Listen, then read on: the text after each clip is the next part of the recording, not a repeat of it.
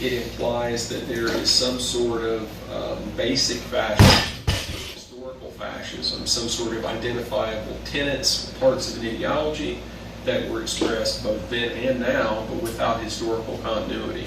So this is what this implies, according to A. James Greger. It implies these three things.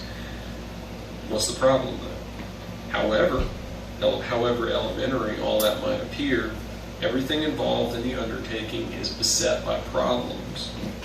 Many decades after its disappearance, Mussolini's fascism continues to remain an uncertainty in the minds of many, if not most, academics. Very few have a sure grasp of its origins, its history, or its historic impact. To this day, the literal or operational meaning of the generic term, quote-unquote, fascism, remains sorely contested.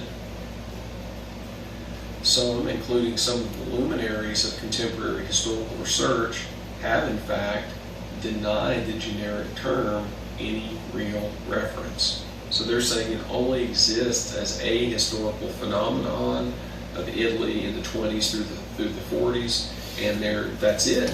There is no generic fascism. It was one historical movement. Thus, while prepared to recognize some affinities between Hitler's National Socialism and Mussolini's fascism, Renzo de Felice, one of the 20th century's foremost scholars of fascism, denied the reality of a generic fascism. Ernst Nolte, in his major work on fascism, while prepared to speak of a generic fascism, insisted on a studied distinction between the fascism of Mussolini and the quote-unquote radical fascism of Hitler. National Socialism distinguished itself from Mussolini's fascism by emphatic differences. Okay? So they are not necessarily, well, they're not of a kind at all according to De Felice, and according to Nolte, they share some morphological characteristics, but National Socialism is fundamentally different from fascism. They can't just be grouped together as two varieties of the same thing.